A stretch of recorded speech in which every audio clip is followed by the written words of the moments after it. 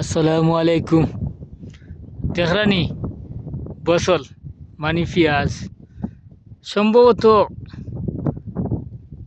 রমজান পর বিক্রি করা পুরা উপযুক্ত হয়ে যাব। আর পাশেও দেখরানি রাস্তাটা খাড়া আছে, দেখরানি রাস্তা খাড়া আছে পানি দেওয়ার লাগি, কারণ পেঁয়াজও পানি লাজিম লাজিম অবশ্যই পেঁয়াজও পানি লাগবেই লাগবে। ঠিকই তো, পেঁয়াজের পাতাগুলো বড় হয়ে গেছে, গাছটাও বড় হয়ে গেছে। চাষ করার পরে পেঁয়াজও যত বেশি সার দিবা, অর্থাৎ সামাদা যত বেশি সামাদা দিবা তত বেশি পেঁয়াজ তাড়াতাড়ি পেঁয়াজ দিব। যত উপর দিকে যাইমু মানে এদিকে আর উপর দিকে একটু পাতলা হয়েছে, আর নিচকালেও আর পানির জায়গায় একটু ডাউন হিসাবে একটু ভালো হয়েছে, আগ থেকে অনেক ভালো হয়েছে। তো আপনারা দেখতে পাররা আসলে পেঁয়াজ চাষ করার সিস্টেম হইল কি, মানুষের হাত দিয়ে আমরা দেশও জানি না কিলা এখন চাষ করে দেখছি না, কোনো দিন কইতে পারতাম না।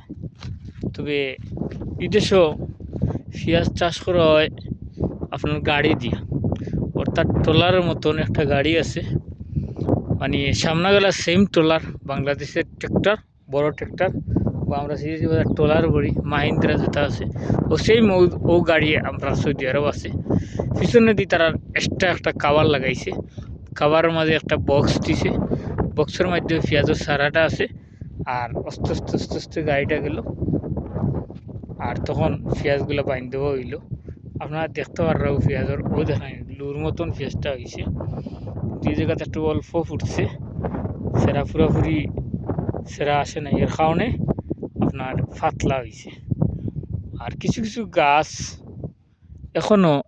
এখনো ছোটো রয়েছে, এই গাছগুলা পরিপূর্ণ যে সময় পেঁয়াজ তোলার বয়স হয়ে যাবে তখন একবারে ছোটো থাকবো। আর যে পাতাগুলো দেখলে আপনারা এই যে বিশাল বড় বা বড় বড় গাছের পাতাটাও বড়, যেমন ডাগুটাও বড়, যেমন আপনারা দেখায় এই যে পেঁয়াজটা আছে, এই সাইজের যে গাছের যে গুঁড়াটা আছে, এটা আবার পুরা পরিপূর্ণভাবে বড় হইব। বড় হইলেও আপনার যারা যে পেঁয়াজগুলা হইল কি সর্বোচ্চ বড় পেঁয়াজ, এটা হইল কি আপনার অন্য পেঁয়াজ, এটা আর কি পেঁয়াজ বলে জানি না। আর এটা হইল কি মধ্যম পেঁয়াজ, যেমন এতটুকু আর এর চাইতে বেশি বড় হয় না। এটা হইল কি পেঁয়াজ হইল কি আপনার ইয়মনিয়া পেঁয়াজ, অর্থাৎ ইয়ামিন দেশের বীজ। বুঝতে পারছি না আপনার পালা থাকুক।